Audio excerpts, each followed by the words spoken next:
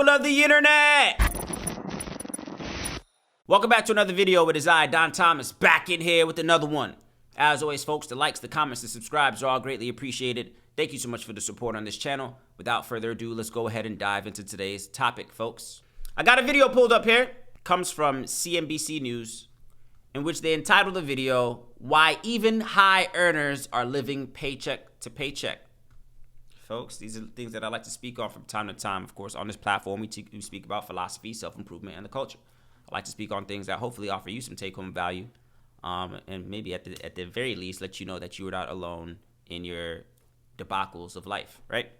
So I wanted to get into this video. Of course, I forgot what the percentage that I last heard of the amount of Americans that are living paycheck to paycheck, but it looks like even high earners, people who make what some would consider moderately well livings for themselves financially, seem to be in that same cycle of paycheck to paycheck. I have a few clues as to why that may be.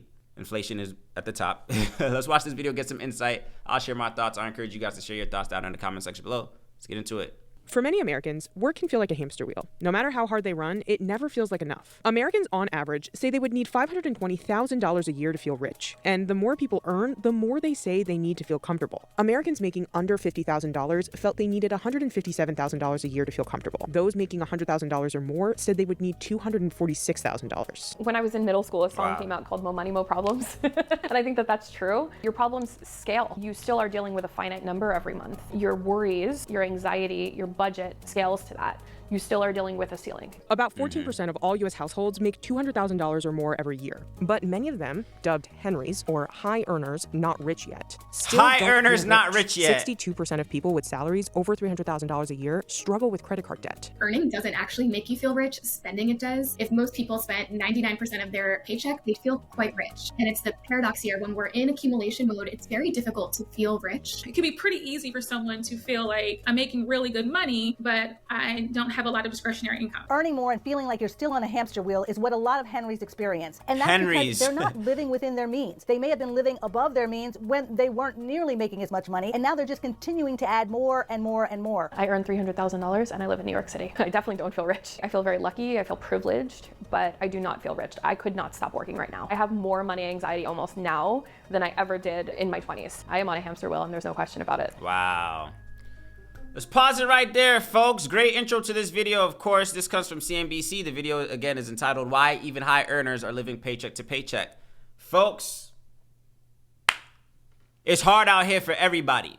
Of course, you saw some numbers that they went through, man. A lot of stats that they dropped on us in this video that I did like, or just a little bit, brought awareness to this whole situation for the most part. Is just like, yeah, man, more money, more problems. The more you make doesn't necessarily mean, you're not still going to be on the hamster wheel, as they said, in terms of trying to play catch up with your finances. Credit card debt is still a thing. Healthcare, childcare, depending on, what your circumstance is. Like, I think things just increase. Now, what I do think is important, of course, what I actually took away from this, because this is something I think about a lot of the time as well, too, just, your financial well-being. Your financial well-being, for the most part, ties into your emotional well-being, your physical well-being, right? All of us know that. We all got bills. It can be stressful when we don't have the means to do the things that we need to do and the things that we want to do.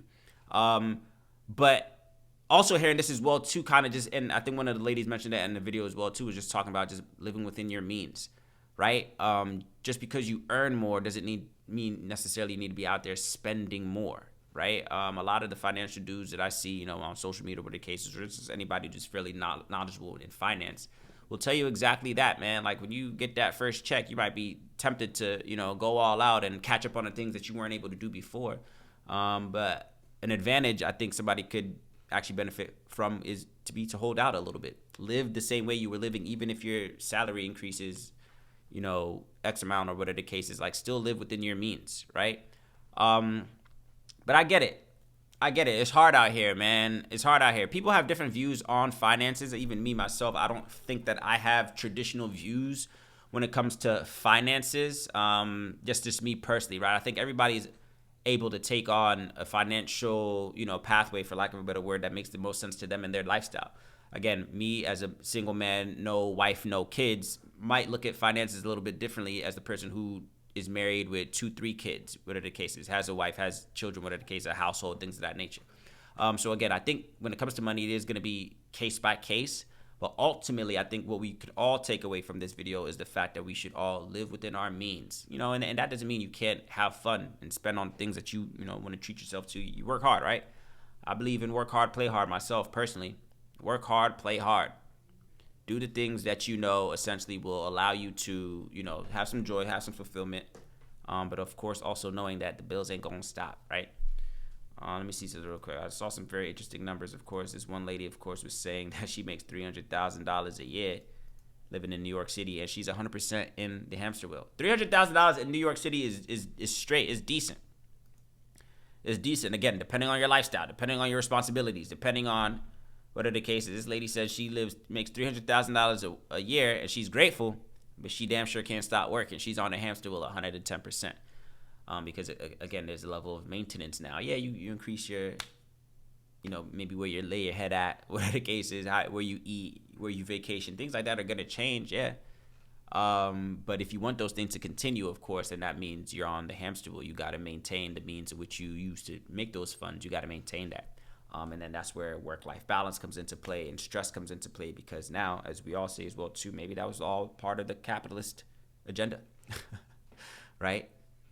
Attach their livelihood to work, to finances, right? I saw somebody say this the other day as well too, like, damn, it's crazy in America how healthcare is associated with work. Like, if you don't work, you don't get healthcare for the most part, right? Through your employer. Yeah, you know, you could get Medicaid and Medicare and do things independently, but of course, in most situations, that's always going to be a lot more, as opposed to if you're working at a job where your employer provides health insurance, dental, vision, things of that nature, right? So it's like, it's scary here in America. Like, in order to be eligible, you know, for your company to pay a percentage, which some would say is a little bit more affordable for your healthcare, eye care, you know, dental, whatever the case is, you got to get that through a job, through an employer.